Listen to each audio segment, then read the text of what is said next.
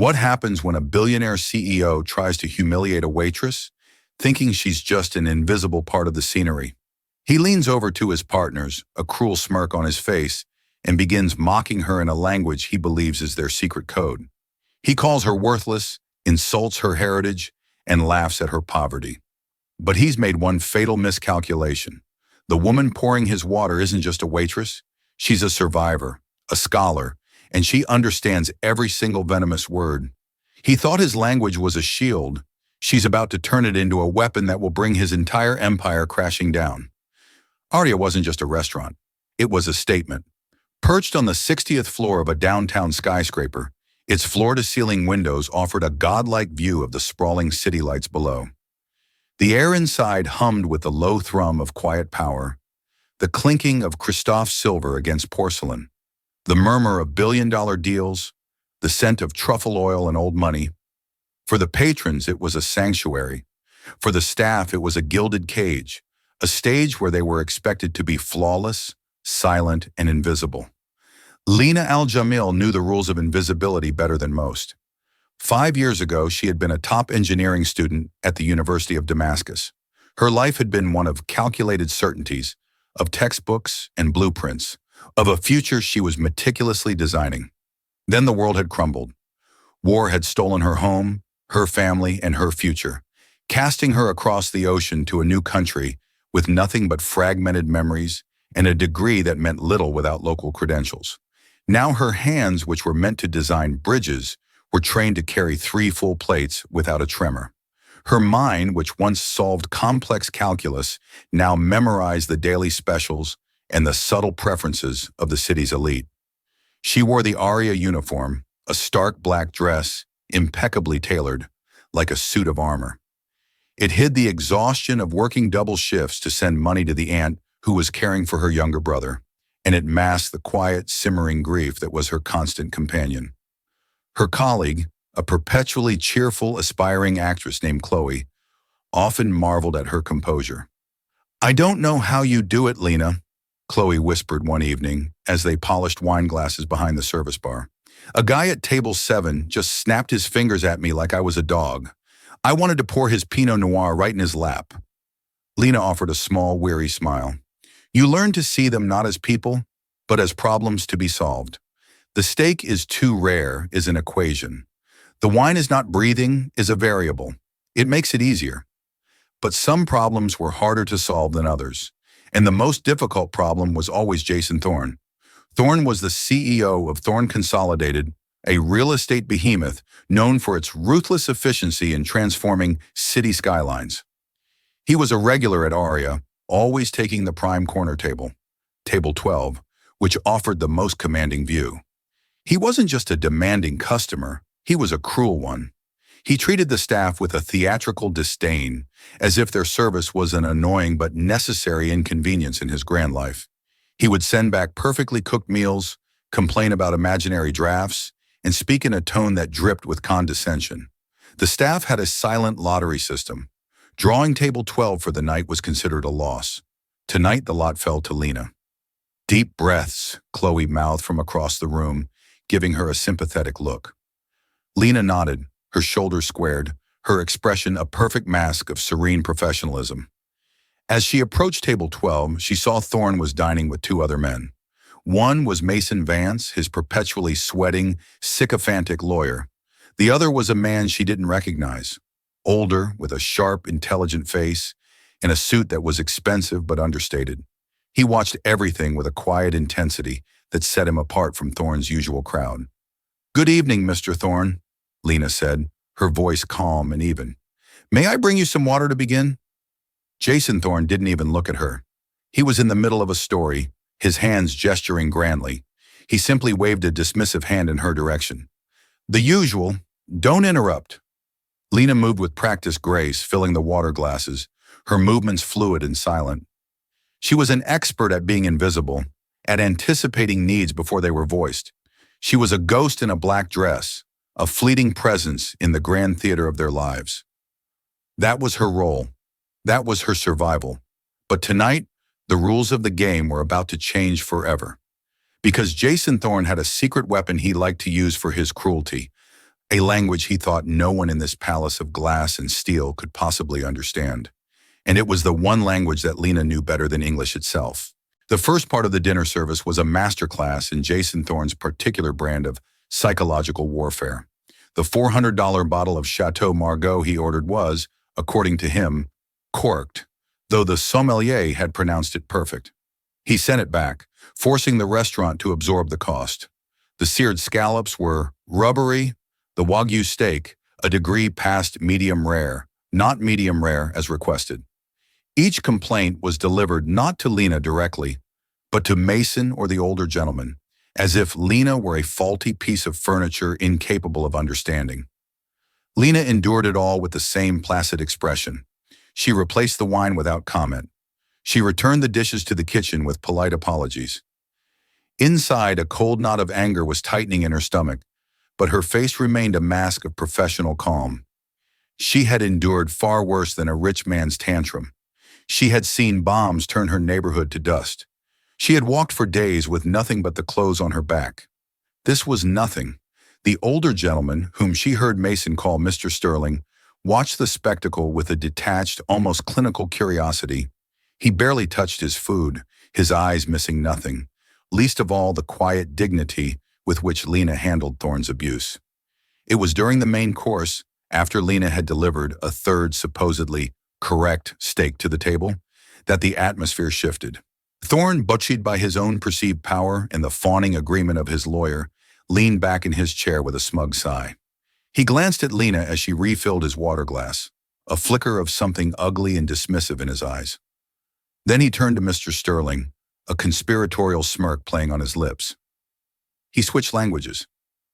He began speaking in the rich, guttural dialect of his father's homeland, a language he wielded like a private club, a secret code to discuss the lesser people around him without their knowledge. He assumed with the breathtaking arrogance of the truly privileged that he was perfectly safe. "Look at this one," he began, nodding his head imperceptibly toward Lena. "You can put them in a fancy uniform, but they are all the same. Probably got off a boat last year. Her hands are probably rough from scrubbing floors." Mason Vance chuckled nervously, a pathetic, eager sound. Mr. Sterling's expression remained unreadable. Lena's hand, holding the heavy water pitcher, did not tremble. Her face did not change. But inside, it felt as if a switch had been flipped. The language, the sound of her childhood, the language of her poetry and her prayers, was being twisted into something vile.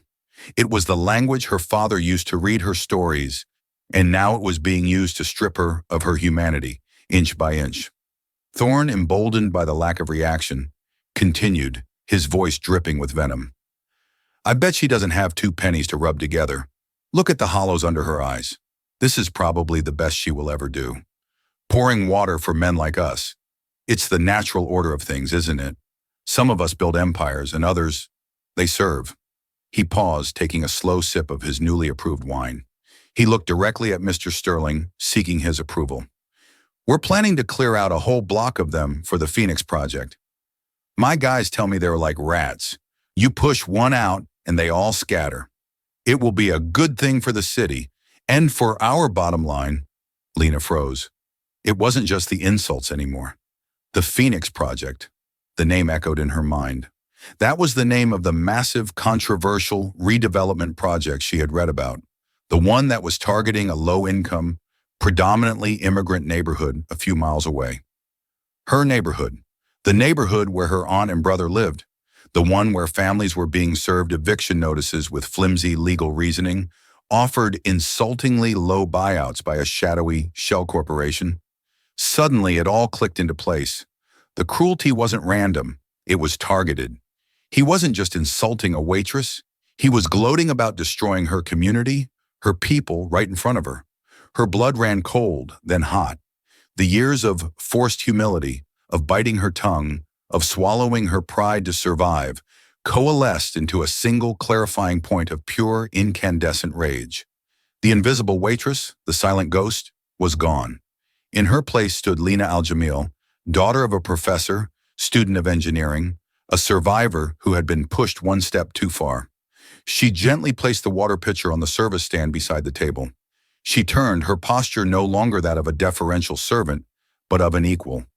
She looked directly into Jason Thorne's eyes, and for the first time all night, he was forced to truly see her. She cleared her throat, and the world seemed to hold its breath. Silence hung at table 12. Jason Thorne, caught mid-smirk, raised an eyebrow, irritated by the interruption and her audacity in meeting his gaze. He was about to utter a cutting remark, to dismiss her with a flick of his wrist. But before he could, Lena spoke. Her voice was not loud, but it cut through the restaurant's ambient murmur like a razor. It was clear, crisp, and resonant, and it was in the same language he had just been using to defile her. Your arrogance, sir, is matched only by your ignorance. The effect was instantaneous and devastating. Jason Thorne's face went slack, the color draining from it as if a plug had been pulled. The wine glass in his hand trembled, a tiny, telltale sign of his shock. Mason Vance choked on a piece of bread, his eyes bulging. The only person who remained composed was Mr. Sterling, who leaned forward slightly, his gaze fixed on Lena, a flicker of profound interest in his eyes. Lena didn't stop. She held Thorne's gaze, her own eyes like chips of obsidian. She switched to the formal, poetic dialect, the language of scholars and dignitaries, a stark contrast to the crass, conversational slang Thorne had been using. You speak of my hands. These hands have learned to rebuild what men like you have broken. You speak of my poverty. I may not have your wealth, but I possess a heritage you could never buy. A culture of poets, astronomers, and architects. Something you use as a cheap tool for bigotry. Thorne was paralyzed. He was a predator who had just discovered his prey was a lion. He opened his mouth, but no sound came out. His brain was scrambling, trying to process the impossible reality that this woman, this waitress, had understood everything. Every slur, every boast, every incriminating word. Lena took a small step closer, her voice dropping, but gaining an intensity that made it even more powerful. You sit here in your glass tower and you talk about the natural order. You talk about scattering people like rats. You mentioned the Phoenix Project. She let the name hang in the air, a verbal indictment. Let me tell you about those rats. There is a woman on the first floor of the building on Elm Street who lost 2 sons in the war. There is a man who runs the corner store who used to be a surgeon. They are not rats, Mr. Thorne. They are human beings whose lives you are planning to bulldoze for another monument to your own greed. Mason Vance started stammering in English. Now wait a minute, miss. There's no need for... Be quiet, Mason, Thorne finally hissed, finding his voice. It was a strangled, panicked sound. He turned back to Lena, his face a mottled mask of fury and fear. He switched back to English, his voice loud enough to turn heads at the nearby tables. Who do you think you are? You're a waitress. You are fired. Get out of my sight. Fired. He was shouting now, his carefully constructed facade of sophisticated power crumbling to reveal the snarling bully beneath. He stood up, knocking his chair backward. Manager, I want this insolent woman thrown out of here, now! The restaurant, once a sea of calm murmurs, was now dead silent. Every eye was on table 12. Mr. Brown, the unflappable restaurant manager, was already gliding towards them, his face a portrait of controlled alarm. Lena didn't flinch. She didn't raise her voice. She simply held her ground, a pillar of defiance in the face of his tantrum. She had already won the first battle. She had taken his secret weapon and turned it back on him, exposing the ugliness he kept hidden behind a wall of a foreign tongue. But as he continued to rage, she realized something else. In his panic, he had confirmed everything. His explosive reaction was an admission of guilt. And in that moment, she knew this was no longer just about a personal insult. It was about justice. Jason Thorne had just made the biggest mistake of his life, and he had no idea of the storm that was about to break. Mr. Brown arrived at the table, his movements swift and discreet, a man skilled in de-escalating the tantrums of the wealthy. Mr. Thorne, sir, is there a problem? A problem? Thorne spat, his face contorted. This employee has been unbelievably rude. She insulted me. She threatened me. I want her gone. Not just from this table, from this building. I spend more money here in a month than she makes in a year. You will fire her, or I will ruin this establishment. Mr. Brown looked at Lena, his expression a mixture of confusion and professional distress. He saw his most reliable, quietest employee at the center of a hurricane. "Lena, what happened?" Before Lena could answer, Thorne jabbed a finger at her. "Don't even ask her. She's a liar. She probably doesn't even speak English properly." It was this final, desperate insult that seemed to break Mr. Sterling's silence. The older man rose slowly from his chair, his presence carrying a weight that Thorne's blustering rage could not match. He placed his napkin neatly on the table. "That is not true, Jason," Mr. Sterling said, his voice quiet but carrying an unmistakable authority. "The young lady speaks English perfectly, and her command of formal Arabic is more impressive than yours, I might add." Thorne whirled on him. "Robert, stay out of this. This is between me and the help." Mr. Sterling, Robert Sterling, arched a silver eyebrow. "When your help accurately quotes your business plans back to you, I believe it becomes my business. You were pitching me on the Phoenix project, remember? You were assuring me of its ethical and seamless execution. What I just heard suggests otherwise." The mention of his name, Robert Sterling, sent a fresh wave of panic across Thorne's face. Lena's mind raced. Robert Sterling, CEO of Sterling Investments, one of the most respected and powerful private equity firms in the country. He was an old money titan, known for his shrewdness, but also for his impeccable ethics. Thorne wasn't just dining with a friend, he was courting a kingmaker, a potential partner whose investment would legitimize and massively expand the Phoenix project. Thorne realized his monumental error. He had not only been exposed in front of a waitress, but in front of the very man he needed to impress. His attempt to recover was clumsy. "Robert, she's twisting my words. It's a misunderstanding, a cultural thing." He waved his hands vaguely. "You know how they are, always dramatic." Lena met Mr. Sterling's gaze. There was no pity in his eyes, but there was a sharp, analytical intelligence. He was weighing the situation, calculating the variables. He was looking at her, then at the sputtering, exposed bully in front of him. "Mr. Brown," Sterling said, his tone decisive, "please add this table's bill to my personal account. We will be leaving." He turned to Thorne, his expression now cold as ice. "Jason, my office will be in touch tomorrow to cancel our exploratory meetings. I do not invest in liabilities, and your lack of discretion, not to mention your appalling character, has just shown you to be an immense one." He gave a slight, formal nod to Lena. It was not a gesture of pity, but of respect. Then, without another word, he turned and walked away, leaving Jason Thorne standing amidst the wreckage of his own making. Thorne's face was a thundercloud of pure fury. He had been humiliated. He had lost a monumental deal, and it was all her fault. He turned his venom back on Lena. "You," he seethed, his voice a low, dangerous hiss. "You think you're clever?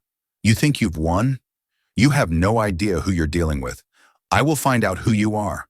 I will make sure you never work in this city again. Not as a waitress, not as a janitor, not as anything. You will be erased." Mr. Brown stepped between them.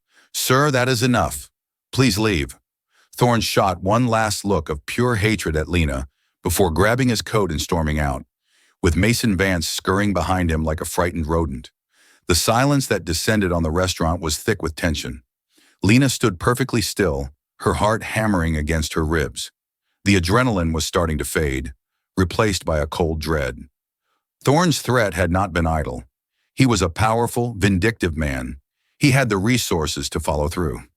"Lena," Mr. Brown said gently, his face etched with worry, "go to my office. We need to talk." As she walked away from the now empty table 12, the half-eaten meals and overturned chair looking like the aftermath of a skirmish, she knew her life had irrevocably changed. She had spoken up.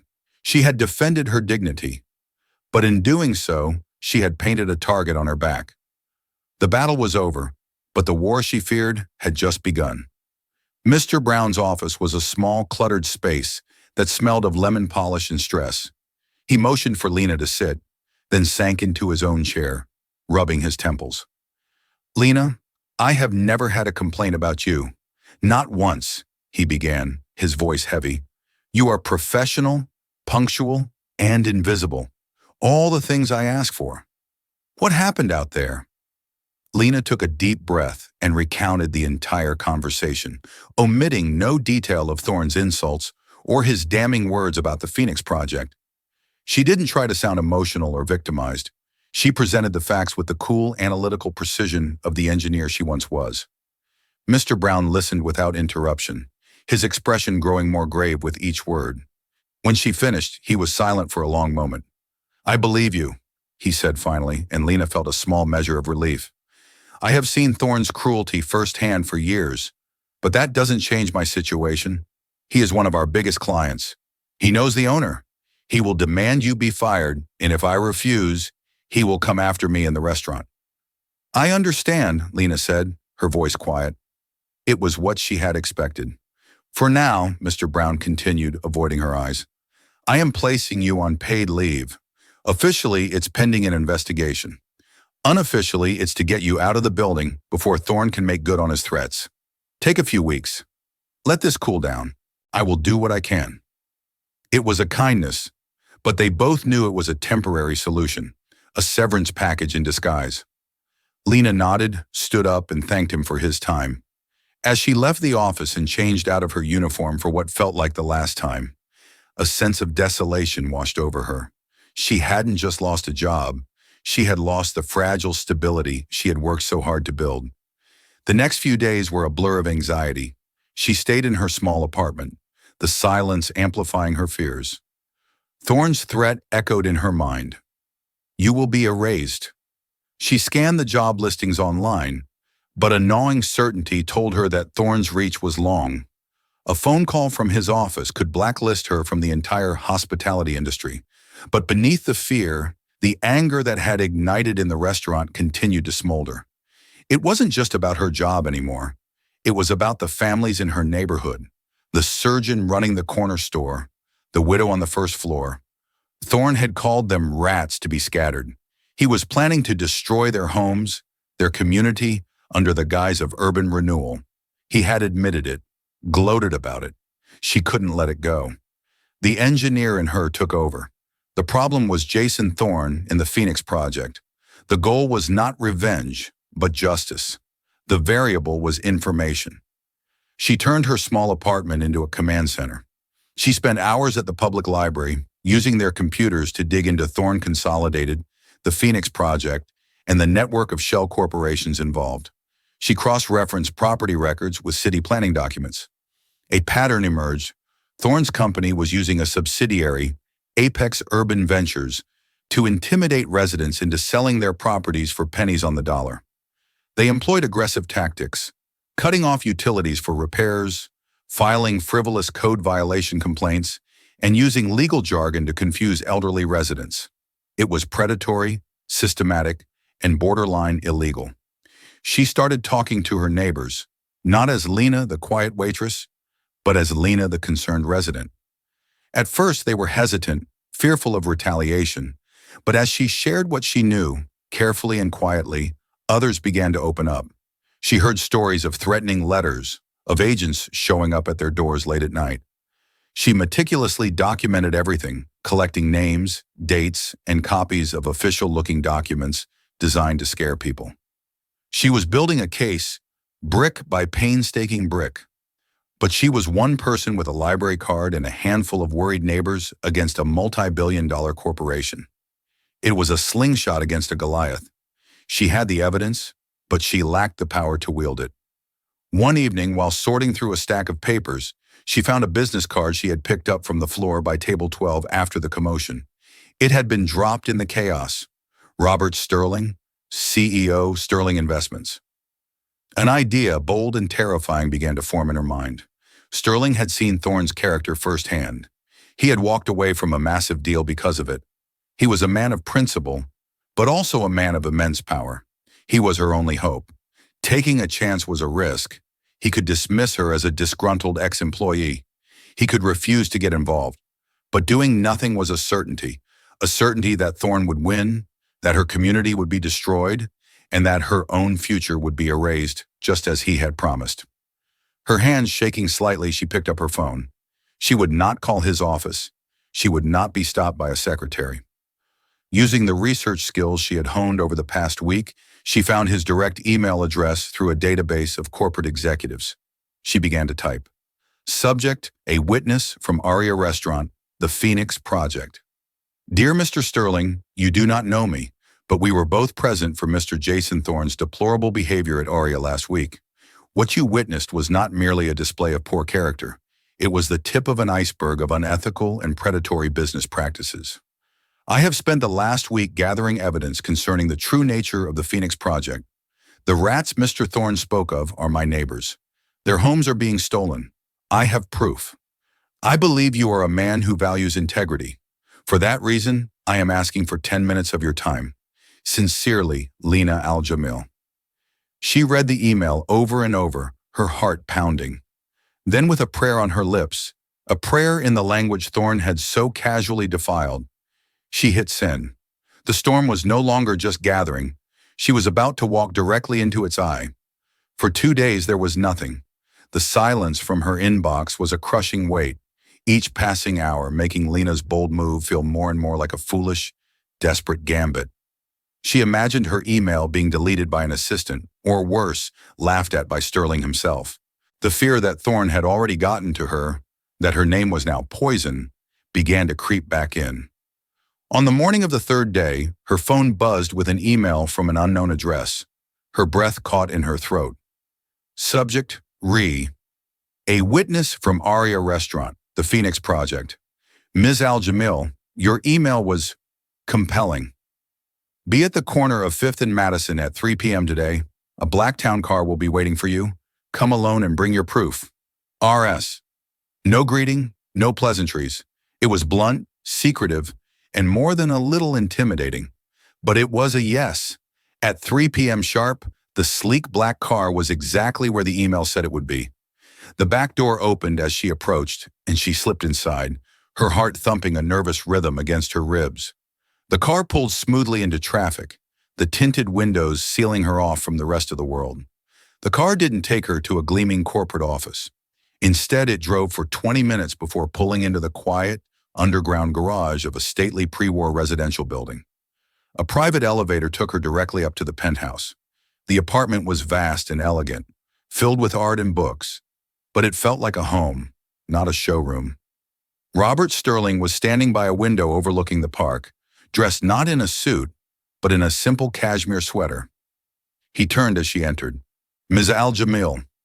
Thank you for coming, he said, his voice as calm and measured as it had been in the restaurant.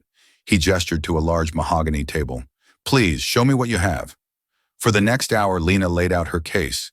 She spread out the documents she had gathered, the threatening letters from the Shell Corporation, the copies of the undervalued buyout offers, the city plans overlaid with property ownership records. She shared the stories of her neighbors, her voice steady and clear as she gave names and faces to the people Thorne had dismissed as pests. She presented her findings not with emotion, but with cold, hard logic, just as she would have presented an engineering proposal. Sterling listened intently, examining each document, his eyes sharp and missing nothing. He asked pointed, intelligent questions, probing for weaknesses in her research, testing her conviction. He was not just listening, he was analyzing, assessing. When she was finished, he leaned back in his chair, steepling his fingers. I had my own team look into Thorne after our dinner, he said quietly. My preliminary report was unsettling, but it was nothing this detailed. This is firsthand. This is damning. He looked at her, his gaze penetrating. What you have done is incredibly brave and incredibly dangerous. Jason Thorne does not take kindly to being challenged. I am aware of that, Lena said, but I have seen what happens when good people stay silent in the face of bullies. A flicker of something, respect, perhaps even admiration, crossed Sterling's face. He stood up and walked back to the window. For years, Jason has operated in the gray areas of the law, he mused, more to himself than to her. He's a shark who smells blood in the water. He sees your community as weak, disorganized, and ripe for the picking. He believes no one of consequence will ever stand up for you. He turned back to face her, his decision made. He is wrong. The air in the room shifted. It was no longer an interview, it was a strategy session. He can't be beaten in a courtroom, not at first, Sterling continued, his mind already moving several steps ahead. He has a legion of lawyers who will drown you in paperwork and delays until you and your neighbors run out of money. A media expose might work, but he's skilled at killing stories and discrediting sources. He would paint you as a vengeful, fired waitress. So what do we do? Lena asked, her hope wavering. We do not challenge him on his home turf, Sterling said, a glint in his eye. We create a new one. We detonate this in a place so public and so devastating that his partners, his investors, and his creditors will have no choice but to abandon him. We need to turn his greatest strength, his public image, into his greatest weakness. He looked at his calendar. Next Thursday is the annual Real Estate Vanguard Gala. It's the biggest night of the year for his industry. And this year, he said with a grim smile, Jason Thorne is slated to receive their highest honor, the Visionary of the Year Award, for his contributions to urban development. Lena stared at him, understanding, dawning. The irony was staggering. He'll be on a stage in front of every major player in the city, accepting an award for being a visionary. Sterling laid out the plan, while we present the evidence of what a vulture he truly is. The plan was audacious. It was a high-wire act with no safety net. If it failed, the backlash would be catastrophic for Lena and her community. This will not be easy, Sterling warned. He will see you as the architect of his downfall. You will be at the center of the story. Lena thought of her parents, who had taught her to stand for what was right, no matter the cost. She thought of her neighbors who were trusting her. She thought of Jason Thorne's sneering face as he defiled her language and her humanity. I am not afraid of being at the center of the story, Lena said, her voice filled with a resolve that surprised even herself. It's time someone told the right one. Sterling nodded, a rare, genuine smile touching his lips. Good. Then let's get to work. We have 1 week to prepare for a coronation and a demolition. The grand ballroom of the Park Plaza Hotel was a sea of black-tie opulence. Crystal chandeliers the size of cars dripped light onto tables laden with champagne flutes in extravagant floral arrangements. The air was thick with the scent of expensive perfume and the self-congratulatory buzz of the city's real estate elite. At the center of it all, on the main dais, sat Jason Thorne, preening like a king about to be crowned. Lena stood in the wings of the grand stage, hidden from view. She was unrecognizable from the waitress at Oria. Dressed in a simple but elegant dark blue dress provided by Mr. Sterling, her hairstyle professionally, she looked not like a servant, but like a CEO herself. Yet beneath the calm exterior, her heart was a frantic drum. Mr. Sterling stood beside her, a reassuringly solid presence. Nervous? He asked quietly. Terrified, she admitted, and ready. Just remember the plan, he said. Let him climb as high as he can. The fall will be that much greater. Out in the ballroom, the master of ceremonies was lavishing praise on Jason Thorne. A true visionary, a man who is not afraid to reshape our city for a brighter future, a leader in ethical urban development. Lena felt a surge of nausea at the hypocrisy. She watched on a monitor as Thorne ascended the stage to a round of thunderous applause. He beamed, soaking in the adoration, the very picture of success and power. He stepped up to the podium, the heavy Visionary of the Year award gleaming in his hands. Thank you, he began, his voice smooth and confident. It is a true honor to be recognized by my peers. At Thorne Consolidated, we don't just build buildings. We build dreams. We look at neglected corners of this great city, and we see not what is, but what could be. Our latest endeavor, the Phoenix Project, is the culmination of that vision, transforming a blighted area into a vibrant, thriving community for the future. That was the signal. Now, Sterling whispered. With a deep breath, Lena walked out of the wings and onto the brightly lit stage. A ripple of confusion went through the audience. Who was this woman? Was this part of the program? Thorne, blinded by the spotlights, didn't see her at first. He was still smiling, about to launch into the next part of his speech. Lena walked directly to the podium. She didn't try to grab the microphone. She simply stood beside him, waiting. Thorne finally turned, his smile faltering as he saw her. For a split second, he didn't recognize her. Then his eyes widened in horror. The recognition, the shock, the dawning panic. It was all visible on his face, magnified 100 times on the massive screens flanking the stage. "What are you doing here?" he hissed, his voice a venomous whisper into the live microphone, which carried it to every corner of the ballroom. "Security!" But Lena was already speaking, her voice clear and strong, amplified by a lapel mic Sterling's technician had given her. "My name is Lena Al-Jamil," she began, addressing the stunned audience. "And I am a resident of the blighted area Mr. Thorne is so eager to transform." The room fell into a stunned silence. On the screens behind the stage, the logo of the Real Estate Vanguard Gala suddenly vanished. In its place, a document appeared, one of the predatory buyout letters from Apex Urban Ventures. "Mr. Thorne speaks of dreams," Lena continued, her voice ringing with conviction. "But for the families in my neighborhood, his dream is a nightmare.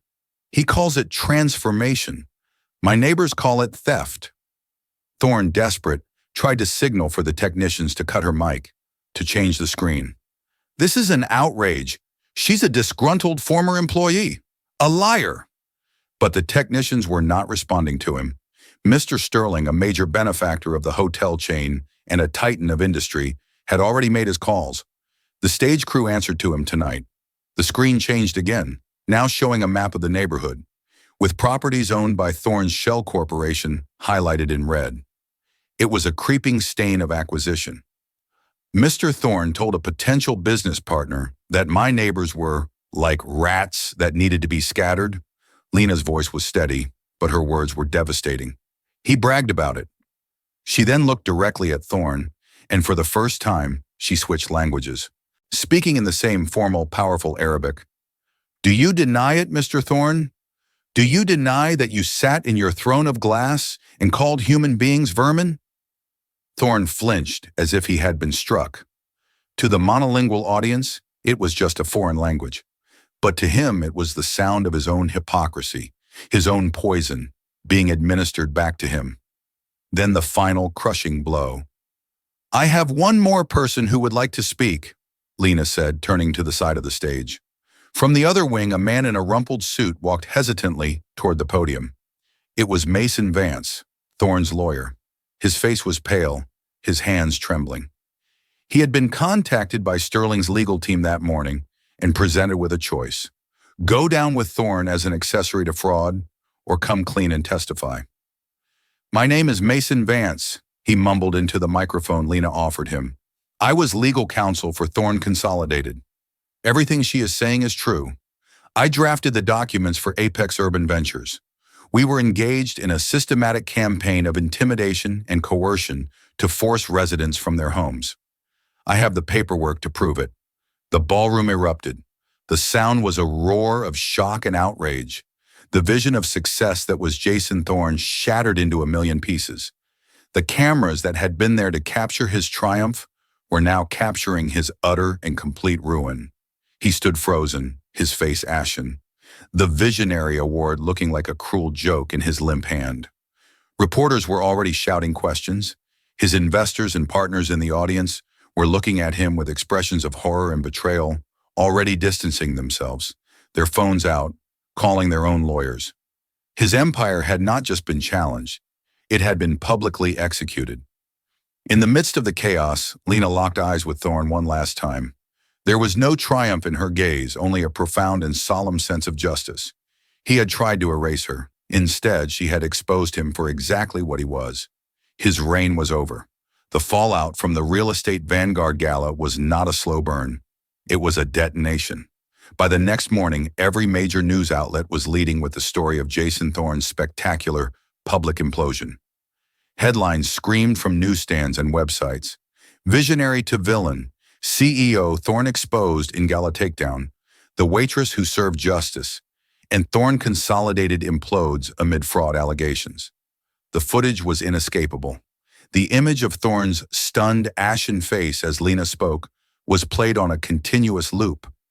His panicked hissing into the live microphone, followed by Mason Vance's trembling confession, became the stuff of corporate legend, a cautionary tale whispered in boardrooms across the country. Within 48 hours, Thorne Consolidated's stock price had been wiped out. Its board of directors resigned en masse, and the SEC, armed with the evidence Lena and Mason had provided, froze the company's assets and launched a full-scale criminal investigation. Jason Thorne, the man who built empires, was unceremoniously arrested while trying to board a private jet to a country with no extradition treaty. His gilded world had shattered, but while the city's financial district reeled, a different story was unfolding in the neighborhood Thorne had targeted. The cloud of fear that had hung over the community for months had vanished, replaced by an atmosphere of jubilant relief. The threatening letters from Apex Urban Ventures stopped. The predatory agents disappeared. For the first time in a long time, the residents breathed freely. When Lena returned to her apartment building a few days after the gala, she was met with a spontaneous celebration. People poured out of their homes, clapping, cheering, and embracing her. The woman who used to be a surgeon from the corner store pressed a box of sweets into her hands, his eyes shining with tears. The widow from the first floor, who had been so terrified of eviction, simply held Lena's hands and repeated, "Thank you, thank you," her voice thick with emotion. They didn't see a waitress or a refugee, they saw their champion. They saw a woman who had faced down a giant on their behalf and won. In that moment, surrounded by the community she had saved, Lena understood that this victory was infinitely more valuable than any personal revenge. A month later, she met with Robert Sterling in his penthouse office. The city skyline glittered outside the window, the same view she had once seen from the 60th floor of Aria. But now it looked different. It no longer felt like a symbol of a world she was excluded from. It looked like a place of possibility. Jason Thorne took a plea deal, Sterling informed her, setting down a file. He'll serve a minimum of 10 years in federal prison. Thorne Consolidated is being dismantled, and a significant portion of its liquidated assets will go into a restitution fund for the families he targeted. The Phoenix Project is officially dead. Lena felt a profound sense of closure. And Mason Vance? He cooperated fully. He received a lighter sentence, probation and community service. He lost his license to practice law, but not his freedom. He made the right choice in the end, Sterling said, before his expression turned more personal. Which brings me to you, Lena. You also have a choice to make. He slid a thick envelope across the mahogany table. This isn't a job offer, he said. Not yet. This is the Alistair Vance Foundation Educational Grant. My father, Alistair, believed that talent was universal, but opportunity was not. This grant will cover your full tuition at any university you choose, along with living expenses, so you can complete your engineering degree and get the credentials you earned long ago. Lena was speechless. She looked from the envelope to his face, her eyes welling up. Sterling continued, a warm smile on his face. My firm is starting a new division focused on ethical urban renewal. We want to partner with communities, not bulldoze them. We want to build affordable housing and public spaces that serve the people who live there. It will need a leader with integrity, vision, and a deep understanding of what it means to build a true community. When you graduate, Lena, that position will be waiting for you. We won't just be building bridges of steel and concrete, but of hope and dignity. Tears streamed down Lena's face, but for the first time in years, they were not tears of sorrow or exhaustion. They were tears of overwhelming gratitude. She had walked into Aria a survivor, forced into invisibility to make a living. She had been insulted, dehumanized, and threatened, but she had refused to be erased. She had held on to her voice, her heritage, and her integrity, and in doing so, she had not only brought a villain to justice, but had also reclaimed the future that had been stolen from her. Looking out at the endless city, Lena Al-Jamil, the engineer, the survivor, the hero of her community, finally saw the blueprint of her own life again. And this time, she would be the one to build it. 4 years later, the dust still hadn't settled, but this time, it was the dust of creation, not destruction. Lena Al-Jamil stood on a small hill in the center of a newly opened park, a set of rolled-up blueprints in her hand. She was no longer wearing the stark black of a waitress or the elegant borrowed dress of a warrior. Today, she wore a hard hat, a practical jacket, and an expression of profound satisfaction. The view from this hill was not of a glittering, distant skyline, but of her neighborhood, reborn. The Sterling Community Initiative, The division Robert Sterling had created for her had spent the last 2 years working on its inaugural project.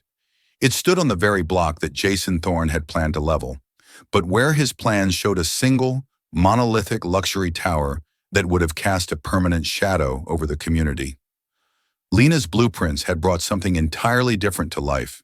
A handsome 5-story building offered 80 units of affordable housing, with priority given to the residents Thorne had targeted. Its ground floor was a bustling hub of life, housing a new public library branch, a daycare center, and the very same corner store run by the man who was once a surgeon. His new space was twice as large, and he now had a small clinic in the back where he provided free checkups once a week. Surrounding the building was the park where Lena now stood. It was a green lung for the neighborhood, with a playground where children's laughter rang out, community garden plots tended by the residents, and a simple, elegant stone fountain at its center. It was a space for people, not for profit. Lena was not just an administrator in a distant office. She was the architect of this hope. She had spent countless hours in community meetings, listening to the needs and dreams of her neighbors. She had incorporated their ideas into the design, ensuring the project served them, not the other way around. The widow from the first floor now ran the community garden. Chloe, her old friend from Aria who had left the restaurant business to become a community organizer, managed the daycare. They had not just saved their neighborhood, they had rebuilt it, better and stronger than before. A young man bounded up the hill to join her, carrying 2 cups of coffee. It was her brother Sam, now a lanky, bright-eyed 17-year-old studying architecture at the local community college. He had joined her in the city 2 years ago, his education funded by the same foundation that had supported hers. "The planning committee loves the proposal for the new murals," he said, handing her a cup. "They want to put one of them right on the main wall, facing the street, a giant phoenix." Lena smiled, a genuine, unburdened smile. "Of course they do." She looked at the building, at the park, at the families enjoying the afternoon sun. She remembered the rage and helplessness she had felt at Aria, the feeling of being invisible. Jason Thorne had tried to define her by her station, to reduce her to a pair of rough hands and hollow eyes. He had wielded his language like a weapon to make her feel small, but his cruelty had been a catalyst. It had forced her to find her own power, not the power to dominate, but the power to build. She thought of the word visionary. Thorne believed it meant seeing empty land and imagining a monument to himself. She had learned it meant seeing people and imagining a better future for them, together. "Thinking about him?" Sam asked gently, seeming to read her mind. Lena took a sip of her coffee, the warmth spreading through her. "No," she said, and it was the truth. "I was just thinking about the view." She wasn't looking at the distant skyscrapers anymore. She was looking at the faces of her neighbors, at the children on the swings, at the solid, welcoming bricks of the new building. This was her skyline now. It wasn't built on greed or arrogance, but on resilience, dignity, and the quiet, unshakable belief that the best things are not owned, but shared. The ghost of Jason Thorne was gone, replaced by the vibrant life of a community that had refused to be erased. The story of the waitress who toppled a titan is a powerful reminder that dignity and courage are not determined by wealth or status. Lena Al-Jamal was underestimated, dismissed, and insulted by a man who saw her as nothing more than an obstacle. But by holding on to her identity and speaking truth to power, she not only reclaimed her own voice, but gave a voice to an entire community that was being silenced. She proved that one person, armed with the truth, can indeed make a difference, shifting the balance of power in a way no one thought possible. Her story isn't just about revenge. It's about the incredible strength that lies hidden in the people we so often overlook. If Lena's incredible story of courage and justice moved you, please take a moment to hit that like button to help it reach more people. Share this video with someone who needs a reminder that their voice matters. And most importantly, subscribe to our channel and ring the bell for more true stories about ordinary people doing extraordinary things. Thank you for watching.